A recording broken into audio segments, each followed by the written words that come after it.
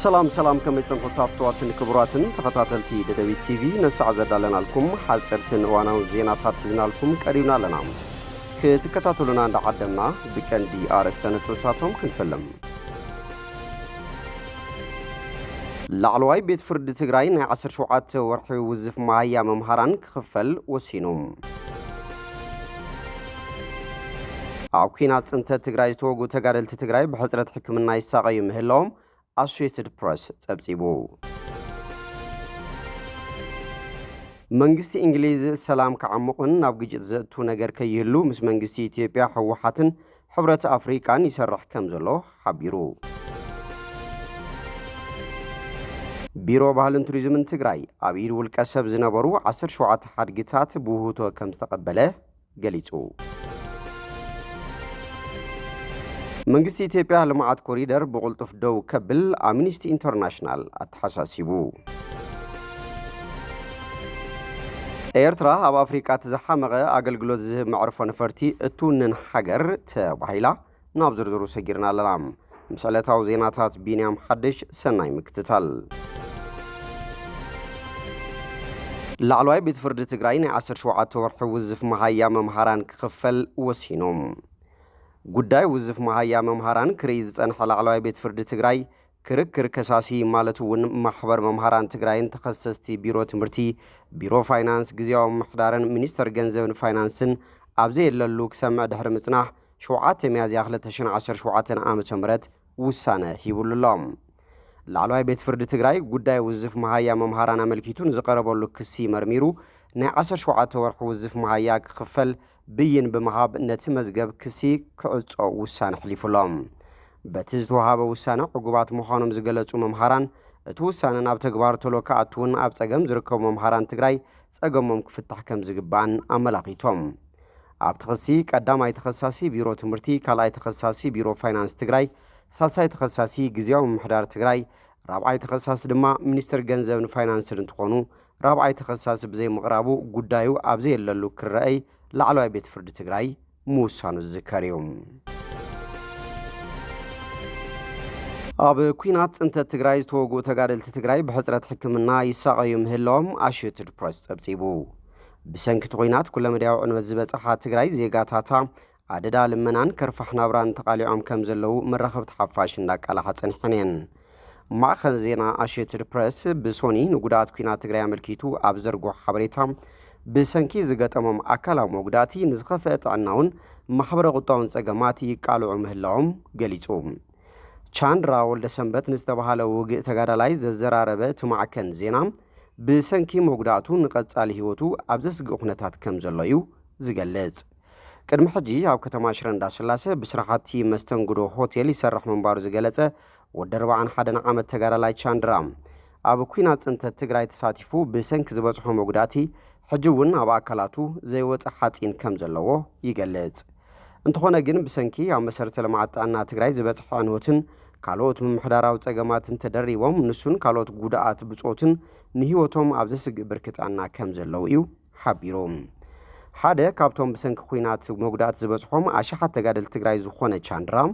ቃንዙ ከያእኽሎ ብዛዕባ መጻኢኡን ውላዱ ንምዕባይ ክገብሮ ብዛዕባ ዝግባእ ሓላፍነትን ብሓፈሻ ንኹለ መዳይ መጻኢ ዕጫ ስድሩን ተሓስብ ጽልምትምት ከም ዝብሎ እዩ ገሊጾም ቁጽሮም ዘይናዓቑ ውጋት ተጋደልቲ ብሰንኪ ሕጽረት ሕክምና ናብ ስድሮም ብምኻድ ኣደዳ ቋሚ ጉዳት ኣካል ይኾኑ ከይህሉ ዝሓበረ ጸብጻብ Associated Press ማእኸል ሕክምና ኦርቶ ፊዚዮቴራፒ መቐለ ካብ ሓገዝቲ ኣካላት ክህቦ ዝጸንሐ ናጻ ሕክምና ሕጽረት ስለ ዘለዎ እኹል ቀረብ ሕክምናዊ መሳርሕታት ንኹሉ ምብጻሕ ከም ዘይተኻለ ኣመላኺቶም ንኣካያዲ ስራሕቲ ማእኸል ሕክምና ዝኾኑ ኣይተ ብርሃነ ጣዓመ ዘዘራረበ እቲ ማዕከን ዜና ንዝሓለፉ 28 ዓመታት ንልዕሊ 180,000 ወገናት ኣገልግሎት ከም ዝሃበ እንትገልጹ ይኹን እምበር ኣብዚ 3 ዓመታት ጥራይ ግና ብሰንኪ እቲ ኩናት ንልዕሊ 65,000 ወገናት ግልጋሎት ከም ዝሃበ ብምንጽጻር ኩናት ጽንተ ዘሰዓቡ ዕንወት ከቢድ ብምዃኖም ሕጂ እውን ዓለም ለኻዊ ሓገዝቲ ኣካላት ነቲ ትካል ክድግፉ ጸዊዖም ኣብ ትግራይ ብሰንኪ ዘጋጠመ ኩናት ጽንተት ብኣማይ ተሽሓት ዝቑጸሩ ተጋደልቲ እንትሞቱ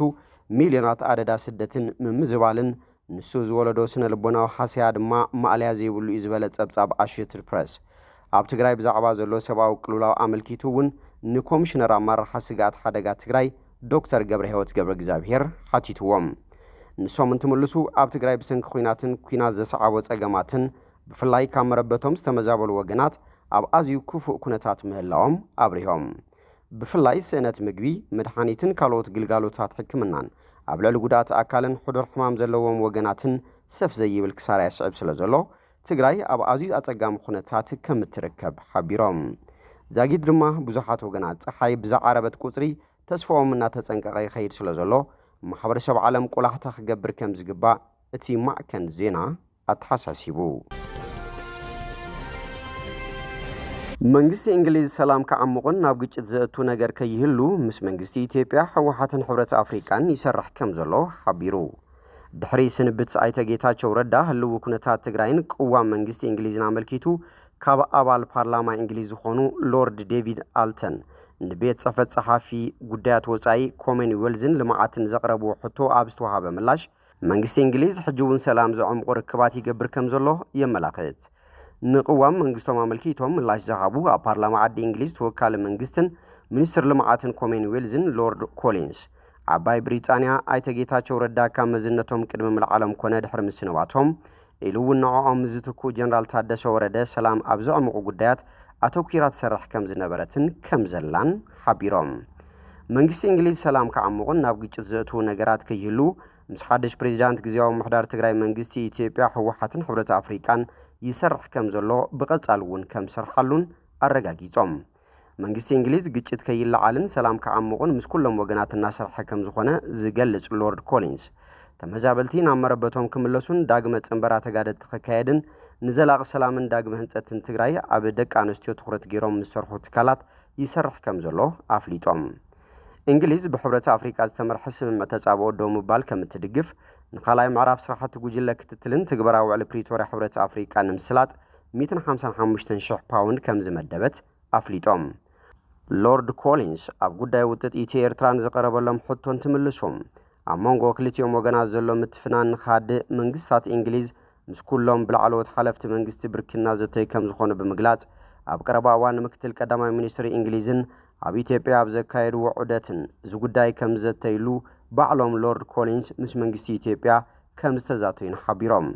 ካብዚ ብተወሳኺ ኣብ ቀረባ መዓልታት ኣብ ቀይሕ ባሕርን ቀርና ኣፍሪካን ፍሉይ ልኡኽ ዓባይ ብሪጣንያ ናብ ኣስመራ ብምጋሽ ምስ ሰመዚ ኤርትራ ከም ዝተላዘቡ ኣመላኺቶም ኣብዚ ቅነ ድማ ፍሉይ ልኡኽ እንግሊዝ ኣብ ቀይሕ ባሕርን ቀርና ኣፍሪካን ናብ ኣስመራ ከም ዘምርሑ ገሊጾም ቢሮ ባህልን ቱሪዝምን ትግራይ ኣብ ኢድ ውልቀ ሰብ ዝነበሩ 17 ሓድግታት ብውህብቶ ከም ዝተቐበለ ሓቢሮም ትግራይ ወናኒት ሓድግታት ምዃና ዘዘኻኽሩ ሓላፊት ቢሮ ዶክተር ኣጽባሃ ገብረእግዚአብሔር እንተኾነ ግን እዞም ሓድግታት ብዝተፈላለየ መንገዲ እናጠፉን ኣብ ሓደጋ እናኣተውን ከም ዝጸንሕኦም ኣመላኺቶም ሕጂ እውን ውሕዳት ዘይበሃሉ ሓድግታት ኣብ ኢድ ትካላትን ውልቀ ሰባትን ከም ዝርከቡ ዝገለጹ ዶክተር ኣጽባሃም ሆችሚን ኣራም ማሩ ካብ ዝተባሃለ ቅዱስ ውልቀ ሰብ 17 ዓይነታት ሓድግታት ንቢሮ ባህልን ቱሪዝምን ትግራይ ከም ዝተረኸበ ሓቢሮም ዶክተር ኣጽባሃ ኣብ ማሕበራዊ መራኸቢ ፌስቡክ ኣብ ዘስፈርዎ መልእኽቲ ኣብ ኢድ ትካላትን ውልቀ ሰባትን ዝርከቡ ሓድግታት ናብቲ ቢሮ ብውህብቶም ምርካብ ኣብ ምዕቃብን ሓድጊ ትግራይ ታሪኽን ባህልን መንነትን ትግራይ ወሳን ኩሉ ክስዕቦ ዝግባእ ሰናይ ተግባርን ምዃኑ ገሊጾም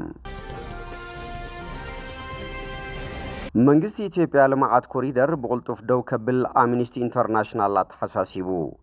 መንግስቲ ኢትዮጵያ ብውሕዱ ኣብ 58 ከተማታት ዝካየድ ዘሎ ልምዓት ኮሪደር ብቕልጡፍ ደው ከብሎን ኣብ ሰብኣዊ መሰላት ዘለዎ ጽልዋ ክግምግምን ኣምኒስቲ ኢንተርናሽናል ኣተሓሳሲቡ እቲ የዓለም ለኸ ጉጅለ ተጣባቂ ሰብኣዊ መሰላት ኣብ ዝተፈላለያ ከተማታት ኢትዮጵያ ብሰንኪ ልምዓት ካብ መንበሪኦም ብሓይሊ ዝተመዛበሉ ሰባት ህጹጽ ፍታሕ ክወሃቦም ጸዊዑሎም ዝኾነ ይኹን ዜጋታት ካብ መንበሪኦም ናይ ምልዓል መስርሕ ምስ ዓለም ለኻዊ መትከላት ሓለዋ ሰብኣዊ መሰላት ዝሰማማዕ ክኸውን ከም ዘለዎ ወሲኹ ሓቢሩ ጸብጻብ ኣምኒስቲ ኢንተርናሽናል ከም ዘመላኸቶም ኣብ ወርሒ መስከረም 2016 ጥራይ ኣብ አዲስ አበባ ክፍለ ከተማታት ቦሌን ለሚኩራን ብውሕዱ 872 ሰባት ካብ መንበሪኦም ተፈናቂሎም እቲ ኣሃዝ ካብ 47 ኣባይቲ ዝተመዛበሉ ሰባት ዘጠቓልል ኮይኑ 114 ህፃናት 13 አረጋውያንን ብድምሩ 618 ተኻረይትን የጠቓልል ምዞም ሰባት ግቡእ ዝርብ ኣይተገበረን እኹል ቅድመ መጠንቀቕታ ኣይተዋሃቦምን ካሕሳውን ኣይተኸፈሎምን ይብል ጸብጻብ እቲ ተጣባቂ ሰብኣዊ መሰላት ሰባት ብሰንኪ ልምዓት ኮሪደር ብዘይ ከለላ ሕግን ካልኦት ውሕስናታትን ካብ ገዝኦም ብሓይሊ ይመዛበሉ ክብል ድማ ነቒፉ እቲ ልምዓት ኣብ ዝካየደለን ከተማታት ብሚልዮናት ዝቁጸሩ ሰባት ካብ መንበሪኦም ከይመዛበሉ ብፍርሒ ይነብሩ ምህላዎም ጸብጻብቲ ትካል ተጣባቕ ሰብኣዊ መሰላት ኣመላኺቱ ኣምኒስቲ ኢንተርናሽናል ካብ መፋርቕ ጥሪ ክሳብ መጀመርታ ለካቲት ናይዚ ዓመት ዳህሳስ ብምክያድ ኩነታት 47 ወነንቲ ገዛውቲ ክፍለ ከተማታት ቦሌን ለሚኩራን ገምጊመ ይብል ካብ ሕዳር 2016 ክሳብ ለካቲት 2017 ምስልታት ሳተላይት ከም ዝገምገመ ዝሕብር ትካል ኣብተን ክፍለ ከተማታት 29 ሄክታር ጽዑቕ ህዝቢ ዘለዎ ከባቢታት ከም ዝፈረሰ ክፈልጥ ኪሉሎም ኣብ ክልቲአን ክፍለ ከተማታት ዘሎ በዝሒ ግዳያት ብትኽክል ኣይተፈለጠን ይኹን እምበር ብኣሽሓ ዝቑጸሩ ሰባት ክኾኑ ከም ዝኽእሉ እዩ ኣነጺሩ ኣምኒስቲ ኢንተርናሽናል ናይ መጀመርታ ውጽኢት ምርመሩ ናብ መንግስቲ ኢትዮጵያ ከም ዝለኣኸን መልሲ ከም ዘይረኸበን ገሊጹሎም ኣብተን ክልተ ክፍለ ከተማታት ኣምኒስቲ ዘዘራረበቶም ወነንቲ 47 ኣባይቲ ካብ መንበሪኦም ብሓይሊ ቅድሚ ምልዓሎም ሓደ ሰሙን ብኸባቢያዊ ኣመሓደርቲ ንዘተ ተጸዊዖም ምንባሮም ገሊጾም ኣብቲ ዘተ ኣስታት 5,000 ሰባት ከም ዝተሳተፉን ካብ መንበሪኦም ብሓይሊ ከም ዝተመዛበሉን ድማ ተሓቢሩ ንዘቕረብዎም ሕቶታት ዝኾነ መልሲ ከም ዘይረኸቡ ዝዛረቡቶም ነበርቲ ብድሕርቲ ኣኼባ ከባቢያዊ ሰብ መዚ ገዛ ንገዛ እናዘሩ ድሕሪ 3 መዓልቲ ኣባይቶም ክፈርስ ምዃኑ ከም ዝነገርዎም ንኣምኒስቲ ገሊጾም ኩሎም ነበርቲ ድማ ኣባይቶም ሰነዳት ዘይብሉ ምዃኑን ካሕሳ ከም ዘይተኸፈሎምን ሓቢሮም ደቆም ትምህርቶም ኣቋሪጾም ኣብ ገዛ ክራይ ይነብሩ ምህላዎምን ኣብ ንገዛ ክራይ ዝኸውን ገንዘብ ከይስኡኑ ክፍታ ከም ዘለዎምን ነበርቲ ሓቢሮም ኣብ ርእሲ ትገዝኦም ምሳኣኖም ከም እድር ዝበሉ ማሕበራዊ ምትሕጋዝን ባህላዊ ምትእሳሮምን ብምሳኣኖም ድማ ብፍላይ ኣብ ልዕሊ ደቂ ኣንስትዮን ኣረጋውያንን ዝሕድሮ ጽልዋ እውን ኣምኒስቲ ኣብ ጸብጻቡ ዳህሲስዎሎም ሓንቲ ኣደ ወደይ ጸገም ጥዕና ኣእምሮ ኣለዎ ብመንግስቲ ተስፋ ቀቢጽና ኣለና ክትብል ድማ ንኣምኒስቲ ተዛሪባ ቀዳማይ ሚኒስትር ኣብይ ኣሕመድ ታህሳስ 2017 ኣብ ኣዲስ ኣበባ ዝተኻየዱ ካልኣይ ዙር ስራሕቲ ልምዓት ኮሪደር ኣብ ዝገምገምሉ እዋን ህንጸት ሃገር ኣብቲ መስርሕ ዝነብሩ ሰባት ብቐሊሉ ተቐቢሎም ዘሰጎምዎ ጉዳይ ከም ዘይኮነ ሓቢሮም ነቲ ሕጂ ዝስራሕ ዘሎ ስራሕ ዘድንቁ ሰባት ዝመፁ እቲ ከተማ ዝተሃነጸትሉ ወለዶ ምስ ተለዓለ ጥራይ ምዃኑ ተዛሪሙ ነይሩ እቲ ቀዳማይ ሚኒስትር ኤርትራ ኣብ ኣፍሪቃ ዝሓመቐ ኣገልግሎት ዝህብ መዕርፎ ነፈርቲ እትውንን ሃገር ተባሂላ